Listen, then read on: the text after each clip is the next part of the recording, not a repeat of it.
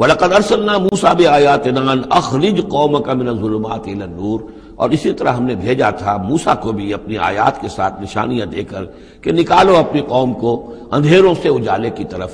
وَذَكِّرْهُمْ بِأَيَّامِ اللَّهِ، اور ان کو خبردار کرو، انہیں نصیحت کرو، انہیں یاد دہانی کرو اللہ کے دنوں کے حوالے سے۔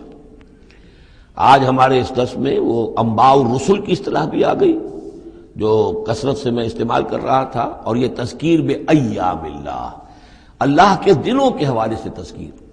یہ شاہ ولی اللہ دہلوی رحمۃ اللہ علیہ نے الفوض الکبیر میں قرآن مجید کے مضامین کی تقسیم کی ہے، تو ان میں سے مثلا ایک مضمون یہ ہے التذکیر بآلاء اللہ، اللہ کی نعمتوں اور قدرتوں کے حوالے سے، اس کی نشانیوں کے حوالے سے یاد دہانی۔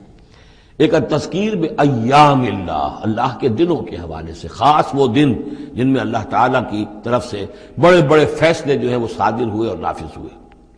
ان فی ذلک لآیات لکل صبار شکور، یقیناً اس میں نشانیاں ہیں ہر اس انسان کے لیے جو بہت صبر کرنے والا ہو اور بہت شکر کرنے والا ہو۔ صبار اور شکور یہ دونوں جو ہے کمپلیمنٹری ہیں۔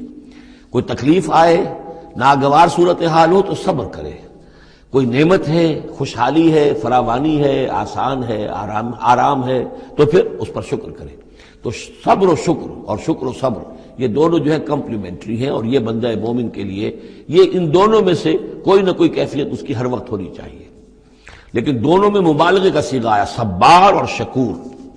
شکور بھی مبالغے کا صیغہ ہے، وہ فعول کے وزن پر۔